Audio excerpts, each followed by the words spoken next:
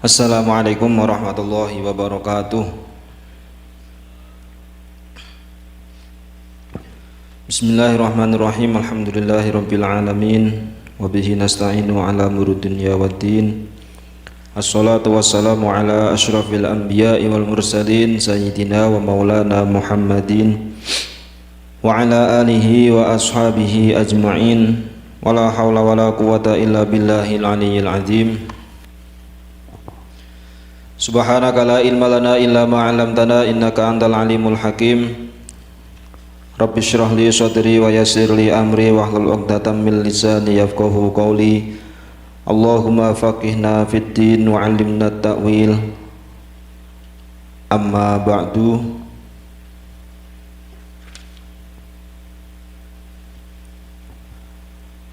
Ma'asyiral muslimin hadratal muhtaram, bapak-bapak jamaah sholat maghrib dan jamaah majlis taklim yang mudah-mudahan Allah senantiasa merahmati kita semua.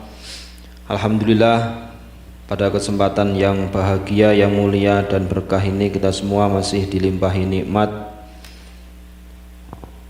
sehat walafiat, nikmat bisa menjalankan sholat maghrib berjamaah yang insya Allah kita lanjutkan bersama untuk taklim. Sebelum itu marilah kita sama-sama membaca suratul Fatihah sebagai pembuka. Mudah-mudahan Allah memberikan ilmu kepada kita, ilmu yang barokah, ilmu yang manfaat serta diridhoi Allah Subhanahu wa taala. Lan yantina soleh kalam salam dan salam Syekh Abdul Wahab Syekh nafa'ana Allah bi ulimihi fid din wad dunya wal akhirati bisirril Fatihah. A'udzu billahi minasyaitonir rajim. Bismillahirrahmanirrahim. Alhamdulillahirabbil alamin. Iyyaka na'budu wa iyyaka nasta'in. Shiratal mustaqim. Shiratal ladzina an'amta 'alaihim.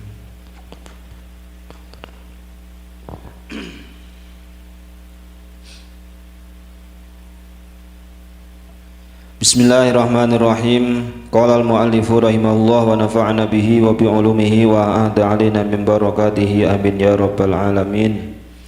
Bismillahirrahmanirrahim.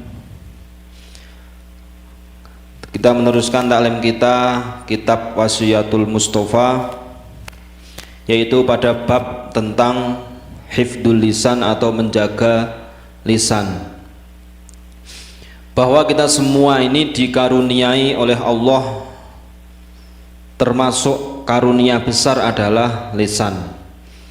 Kalau kita ingin mengetahui nikmat terbesar yang diturunkan kepada manusia, itu ada 4, yang mana 4-empatnya ini tidak dimiliki oleh makhluk Allah, malaikat, tidak dimiliki iblis, tidak dimiliki setan, dan tidak dimiliki hewan.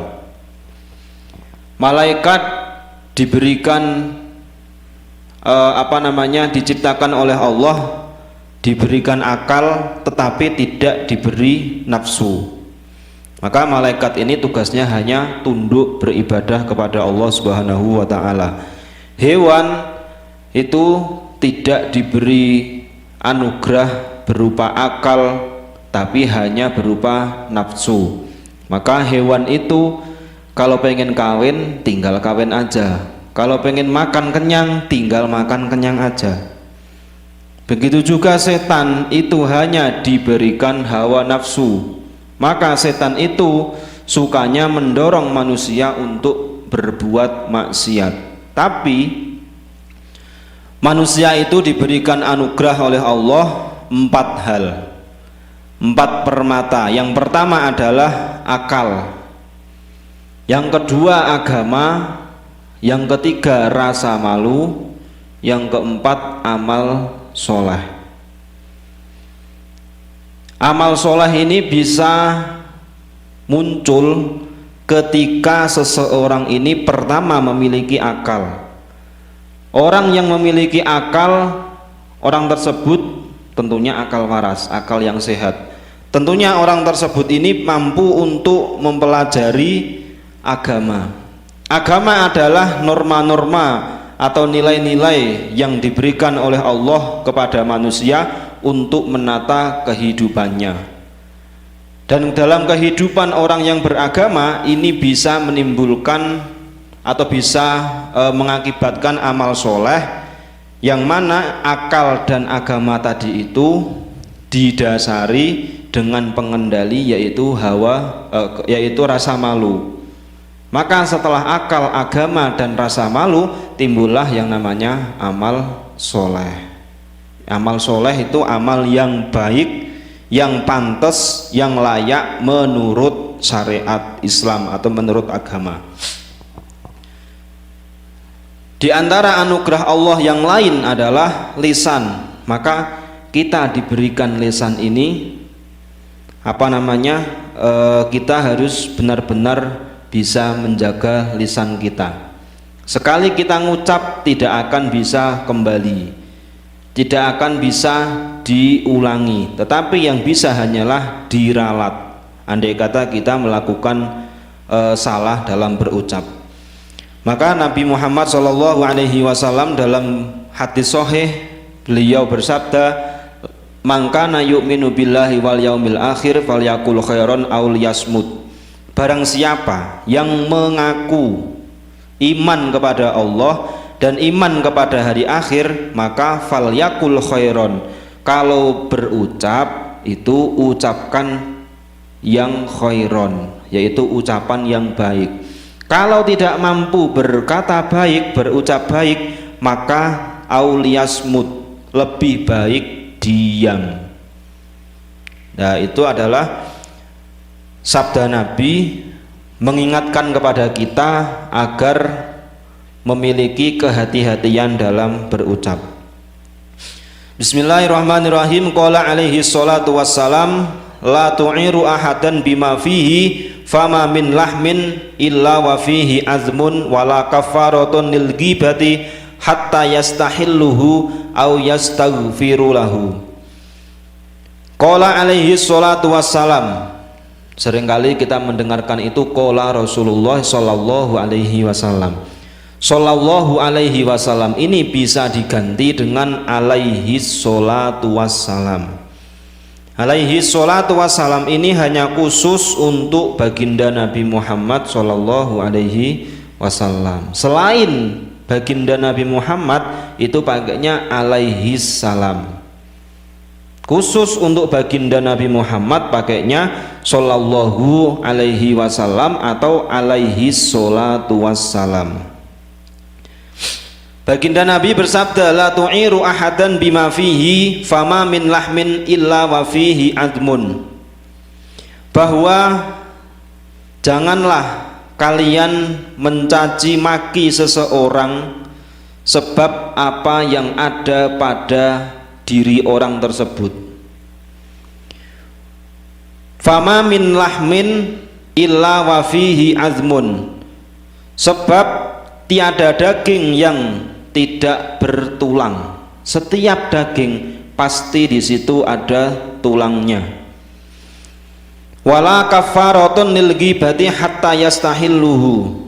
Dan tidak ada penebus dosa membicarakan orang sampai ia meminta halal. Artinya tidak ada yang bisa menghapus dosanya orang yang membicarakan seseorang atau rasan-rasan ghibah kecuali hatta yastahilluhu, kecuali ia meminta halal orang yang dibicarakan tadi, au yastaghfirulahu, atau memintakan ampun untuk orang yang dibicarakan.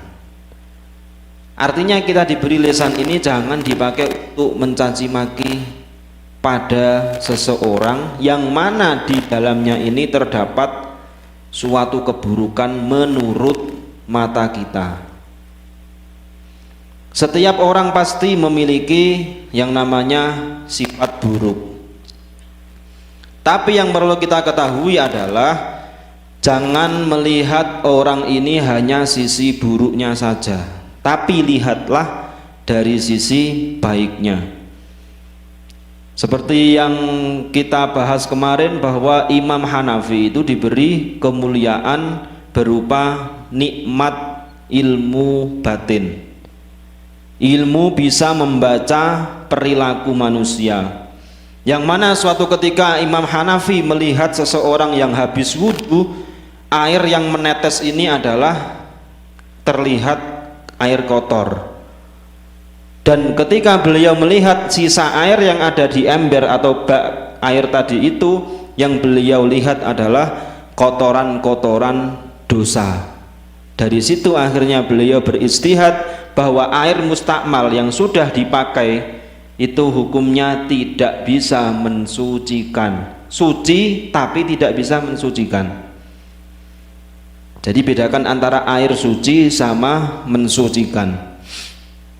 Air suci, air kopi, gelas yang sudah ada kopinya, sudah ada gulanya, itu suci, tapi tidak bisa dipakai untuk mensucikan, tidak bisa dipakai untuk wudhu. Kalau mensucikan berarti air tersebut ini sifatnya air mutlak, artinya memang suci dan bisa mensucikan. Nah, setelah Imam Hanafi ini melihat orang tersebut sisa air wudhunya ini kelihatan kotor dan kotorannya ini merupakan dosa, karena wudhu, ya perlu kita ketahui, wudhu adalah salah satu cara untuk menghapus dosa-dosa kita. Maka sering-seringlah kita ini berwudhu. Setelah beliau melihat seperti itu, maka beliau kemudian Allah tegur dengan hafalannya ini merosot. Yang awalnya sekali lihat bisa langsung hafal, maka setelah melihat kejadian itu Imam Hanafi sekali lihat tidak bisa langsung hafal. Sejak saat itu beliau meminta ampun kepada Allah untuk dicabut ilmu batinnya, ilmu membaca orang lain, karena khawatir yang dilihat itu adalah dosa-dosanya saja. Di situ Imam Hanafi tidak melihat bahwa orang tersebut juga mau berwudu, mau beribadah, tapi yang Imam Hanafi lihat hanyalah dosa yang ada pada diri orang itu. Maka sejak itu beliau meminta untuk dicabut ilmu batinnya. Setiap dari daging pasti ada tulang, tidak ada daging yang tidak nempel pada tulang. Maka setiap dari kesalahan pasti ada dampaknya. Setiap kita membicarakan orang lain, pasti di situ meskipun sedikit ada dosa-dosa kecil yang diberikan Allah kepada kita sebagai hukumannya. Agar dosa itu hilang, maka yastahillahu, kita meminta ampun, meminta maaf kepada orang yang kita bicarakan. Kalau kita malu untuk meminta maaf, maka mintakan ampun untuk orang yang kita bicarakan. Maksudnya yang kita bicarakan, yang kita gibai ini adalah kita membicarakan orang lain tapi dari sisi buruknya. Kalau kita membicarakan orang lain dalam hal kebaikannya, itu tidak ada masalah, tidak ada dosa yang menjadi hukuman bagi yang membicarakan. Tapi kalau kita membicarakan hal-hal buruknya, maka Allah di sini kata Nabi, orang tersebut bisa dihapus dosanya manakala mau minta maaf dan atau memintakan ampun kepada Allah untuk orang yang dibicarakan kejelekannya.